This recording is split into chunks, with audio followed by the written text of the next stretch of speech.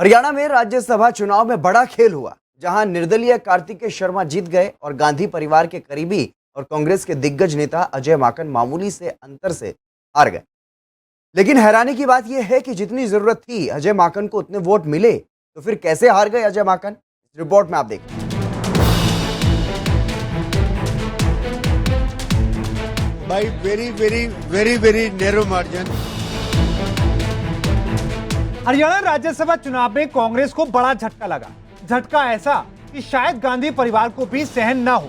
हरियाणा के पूर्व मुख्यमंत्री भूपेंद्र सिंह हुड्डा को तो रात भर नींद भी नहीं आई होगी, क्योंकि कांग्रेस उम्मीदवार अजय माकन की हार हो गई, और हार भी ऐसे समय में जब पहले से ही सारी कमांड हुड्डा के पास है। ऐसे में हुड्डा के सभी दावों की कैसे हवा निकल गई वो भी आपको बताएंगे। लेकिन उससे पहले वो सियासी समीकरण आप समझिए जिसका शिकार हो गए अजय माकन। दरअसल कांग्रेस के क्रॉस वोट के बावजूद भी अजय माकन को जरूरत के मुताबिक पूरे वोट मिले, लेकिन अजय माकन फिर भी हार गए।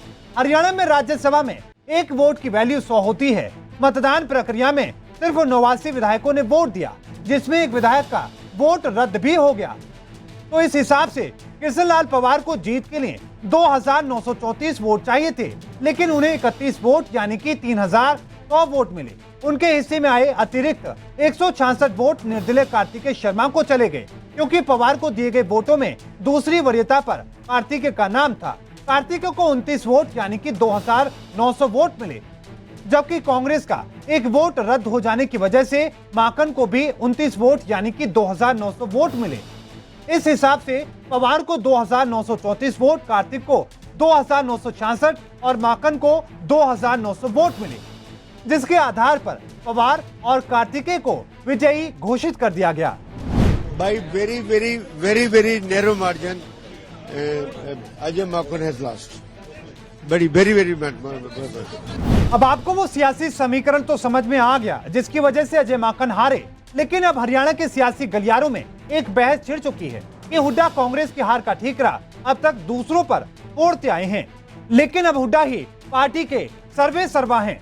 इस चुनाव से पहले भी वो तरह तरह के दावे करते रहे हैं, लेकिन इस हार के बाद उनके दावों की हवा निकल चुकी है। ऐसे में गांधी परिवार के सामने अब उनका कद घटना तय है। तो वहीं सीएम मनोहर लाल खट्टर इस चुनाव में अपनी धाक जमाने में एक बार फिर से कामयाब होते नजर आए हैं। Bureau report, R9 news.